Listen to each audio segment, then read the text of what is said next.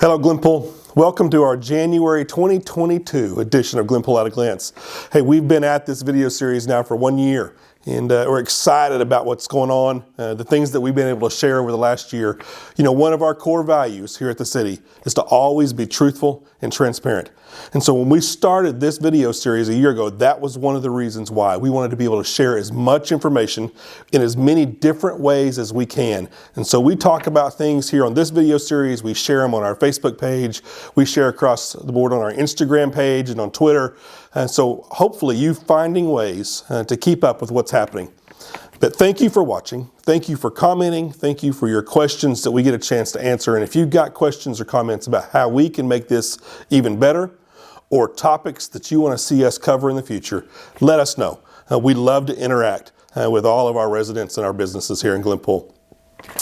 So we thought we would do something a little bit different for this video series this time. Here as we look at a brand new year, we want to talk and look back at what has happened over the last year in Glenpool. 2021 was a busy year. It was a crazy year in a lot of ways. Obviously, we are dealing with a pandemic and dealing with COVID and all of the different things that means for us. And there were a lot of changes and a lot of challenges. Unfortunately, at times, because of staffing shortages and just the high number of cases, we've had to shut city facilities down. Thankfully, all of those are back open, but it's forced us to put some new things into place. And I think those are beneficial to you. We've added new ways for you to pay your bills online. Or through your checking account remotely through those processes. We've increased our efficiency on our phones so that as you call in, you can make payments there a lot easier than you used to be. We continue to work for ways to do that and look for things in this coming year that should improve even more how you interact with us at our water department.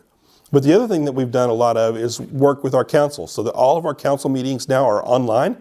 You can be involved there and watch those every time we have one.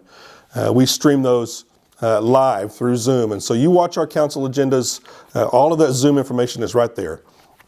And in this coming years, we continue to look at ways to improve our interaction, improve our transparency about the business we do here at the city. We've got a couple of other exciting announcements coming up in the next few months. So be watching for that as part of what we do. But I would say at the same time, as we've asked you to be safe and as we've worked through that, one of the other things that you've done is shop locally. And I appreciate that. Our city appreciates that. Our businesses here locally appreciate that. Because you shop locally, you're supporting our local merchants and their families. And you're also supporting the city so that we don't have to cut back on what we do. We've been able to keep things that move forward as a city and continue projects even in the midst of a pandemic that others across the country and across this state haven't been able to do. And so thank you for shopping locally. Hey, keep it up. You are doing a great job at that part of things, Glenpool. So let's get into a little bit about what's happened over this last year, because there have been a lot of things going on in Glenpool over the last year. I want to talk about a couple of the commercial things first, and we'll get into some residential and then kind of close out today as we go through this. So be patient, a little bit longer video probably than normal, but I think it's exciting to look back at some of the things that have gone on. We had several different businesses in the commercial side of things that have upgraded or updated their facilities, added to their facilities. And so Arby's went through a process. Tractor Supply added a new greenhouse side of things to what they do out there and their capabilities. Burger King did a complete interior and exterior remodel of their facility. And Country Mart did a major renovation, over $1 million worth of improvements to their store here in town. And so all of those things are beautiful. If you haven't been in them, go take a chance. Go out to those sites. Go look at what they've done. But, you know, we've also had a lot of new buildings gone up. Dollar Tree opened this last year.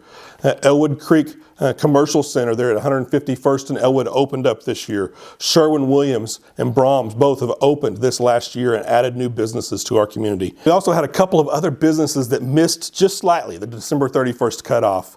But opened here right at the 1st of January that I want to mention. So Quality Heating and Cooling opened their brand new facility, and just we're proud of them and the work that they do in this community and excited for their expansion as they continue to grow.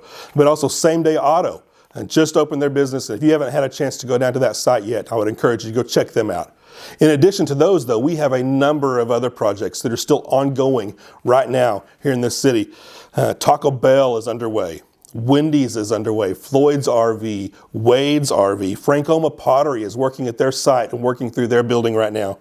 Come and Go is getting close to being ready to open. Mammoth Storage Condos are working down south at their site, and Cotton Creek Storage Phase 2 is underway. So lots of projects still happening in this community and still be opening here sometime in the first half of this new year for us. That is a lot of commercial growth.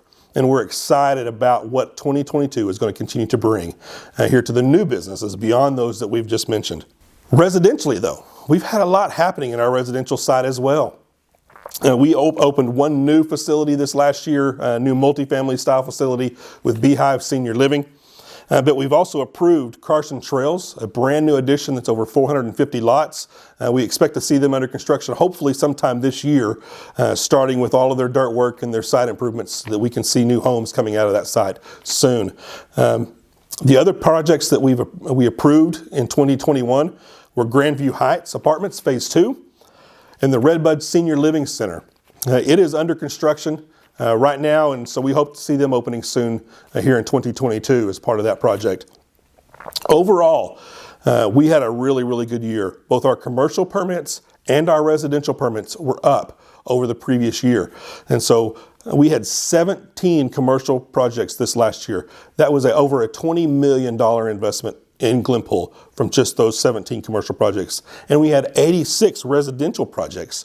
That's another $13 million in investment in this community. So we're seeing a lot of investment in Glenpool, and I think that's going to continue to grow and continue to increase for the coming year. We are excited, as I said already, we're excited about what 2022 and beyond brings. But that creates a lot of challenges for us as a city. What are the projects that we need to be doing to keep up with this growth and to provide the necessities and the amenities that you want as a resident and that new residents want and that businesses want to be able to see to come here and be a part of our community. So let me talk about a little bit of what we've done and then maybe where we're going to head on the city side of projects.